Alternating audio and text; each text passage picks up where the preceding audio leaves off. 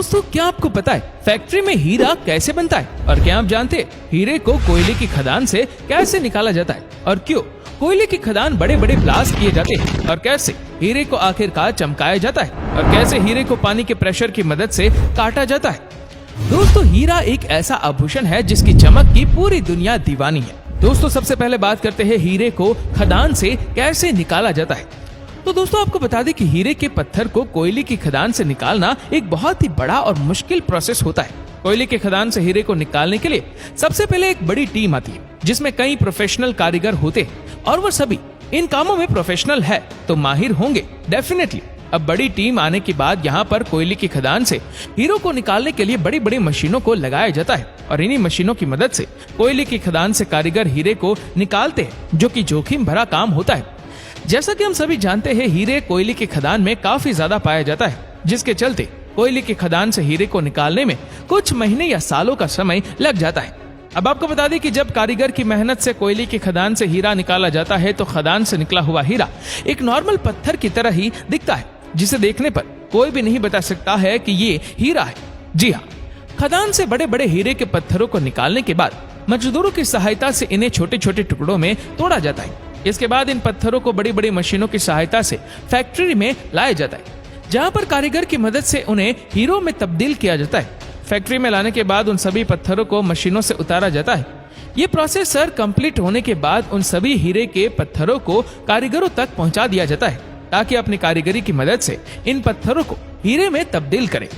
जैसा कि हम सभी जानते हैं, जब कोयले की खदान से हीरे के पत्थर को निकाला जाता है तो वो पूरी तरह से काले और आम पत्थरों की तरह ही दिखाई देता है, लेकिन फैक्ट्री में लाने के बाद कारीगरों की मदद से छोटी छोटी मशीनों से उन पत्थरों से हीरा तैयार किया जाता है।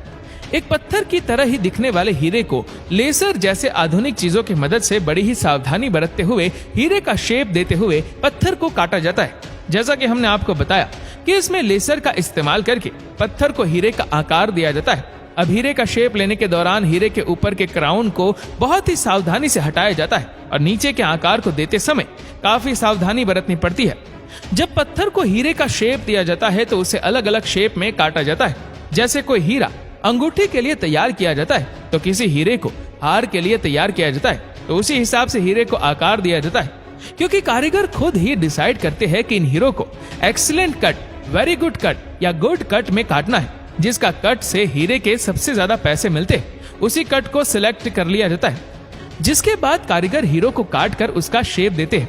वैसे इस काम को करने के लिए एक नया तरीका भी लाया जाता है जिसे शेरिंग प्लानिंग बोलते हैं। दरअसल शेरिंग प्लानिंग में डायमंड शेरिंग प्लानर मशीन होती है जिसमें डायमंड को डाला जाता है, फिर उसे मशीन स्कैन करती है और उसकी 3D इमेज तैयार करती है, जिसके बाद इमेज की जांच पड़ताल करने के बाद डायमंड का डिजाइन कंप्यूटर के थ्रू तैयार किया जाता है। अब यहाँ तक कि ये मशीन ये भी बता देती है कि किस तरह डायमंड का डिजाइन देने से उसकी वैल्यू बढ़ जाएगी।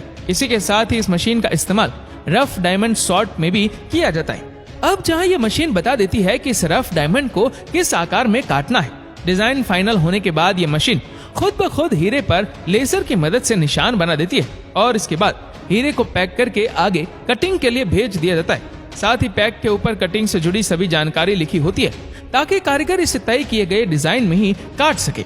जैसा कि आपने सभी हीरो को देखा होगा कि वो लट्टू के आकार की तरह ही होता है। वैसे इस काम को करने के लिए कई सारे तरीके होते हैं, लेकिन ज्यादातर कारीगर इसी तरीके को अपनाते हैं और इस काम को करने के लिए करीबन 3 हफ्तों का समय लग जाता है। इतना समय इसलिए लगता है क्योंकि जब हीरे को लट्टू का आकार दिया जाता है तो उसे एक व्हील के ऊपर घिसा जाता है, जिसकी वजह से हीरा काफी ज्यादा गर्म हो जाता है। इसकी वजह से इन पर दोबारा काम करना बेहद मुश्किल हो जाता है। इसीलिए लगातार एक हीरे पर ज्यादा देर तक काम नहीं किया जा सकता है। जब हीरा ठंडा हो जाता है उसके बाद उसके आगे की प्रोसेस को पूरा किया जाता है। हीरे को काटने के लिए चाहे कितनी भी टेक्नोलॉजी विकसित हो गई हो, लेकिन फिर भी हीरे को बनाने का कार्य ग्रुप के हाथों से ही किया जाता है, जिसमें छोटी छोटी मशीनों का इस्तेमाल किया जाता है।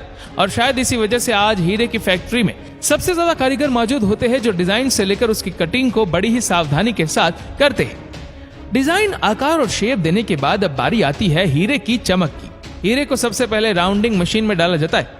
वैसे माना जाता है कि एक अच्छे हीरे में 57 से 58 फैसेट्स होते हैं। इसके बाद हीरे की बारीकियों पर बड़ी ही सावधानी के साथ काम किया जाता है ताकि किसी भी तरह की अगर कोई दिक्कत हीरे के शेप में या फिर उसकी कटिंग में है तो उसे कारीगरों के पास दोबारा से भेजा जा सके ताकि वो उन हीरो को दोबारा से सही शेप और कटिंग दे सके। वहीं जो हीरे परफेक्ट है तो उन्हें आगे प्रोसीड करके दूसरी मशीन में डाला जाता है, जहां हीरे पर लगे छोटे छोटे से कट हटाकर उसकी चमक पर काम किया जाता है। इस आखिरी राउंड के बाद हीरा पूरी तरह से तैयार हो जाता है। इसके बाद लोग इसे खरीद कर पहनते हैं, जिसके बाद इन लोगों की खूबसूरती में 4 चांद लग जाते हैं। दोस्तों, ये थी डायमंड की कटिंग और मैन्युफैक्चरिंग प्रोसेस।